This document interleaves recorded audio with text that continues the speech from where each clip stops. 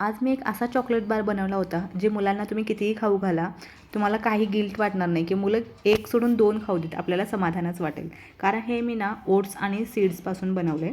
सगळ्यात जास्त प्रमाणात तर मी फ्लॅक्स सीड्स घेतलेत, म्हणजे जवस. यामध्ये ओमेगा 3 खूप मोठ्या प्रमाणात असतं, फायबर असते, जे की आपलं कोलेस्ट्रॉल कमी करण्यात मदत करते, पचनाचे आरोग्य सुधारते आणि सगळ्यात महत्त्वाचं म्हणजे आपलं वजन नियंत्रित ठेवते. त्यासोबतच मी थोडे पंपकिन सीड्स आणि आपले बदाम आणि थोडंसं अक्रोड घातले होते.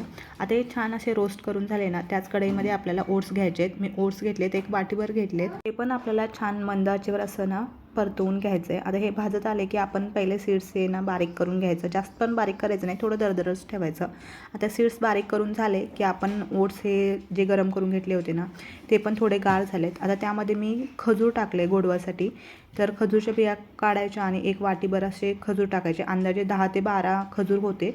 आता हे छान मिक्सरला वाटून घेतल्यानंतर तुम्ही बघू शकता, एक थोडं बाइंडिंग आलं याला, की सरळ आपण हे म्हणजे सेट करू शकतो किंवा लाडू पण तयार करू शकतो. आता हे दोन्ही मिश्रण व्यवस्थित चोळून घ्यायचं आणि एका ट्रेमध्ये ना सेट करायला ठेवायचं आणि वरतून थोडंसं असं दाबायचं वाटीचं साह्याने किंवा असं काय पण चमच्याने दाबू शकता. दाबून झाल्यानंतर मी इथं डार्क चॉकलेट घेतलं होतं आणि त्यामध्ये 3 ते 4 चमचे ना दूध टाकून वितळवून घेतलं चॉकलेट. आता हे चॉकलेट वितळलेलं ह्यामध्ये वरती टाकायचं आणि छान सेट करून घ्यायचं.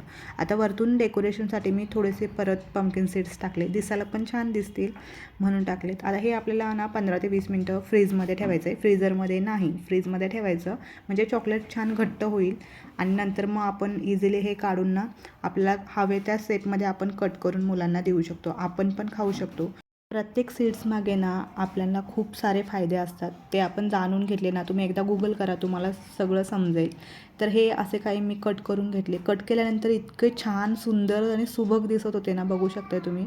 म्हणजे खालती जो आपण ओट्स आणि सीड्सचा थर होता ना तो, आणि वरतून चॉकलेट, एक नंबर दिसत होतं आणि एका दिवसात आमचे हे संपून पण गेले. इतके टेस्टी झाले होते. एकदा नक्की करून बघा आणि कळवा.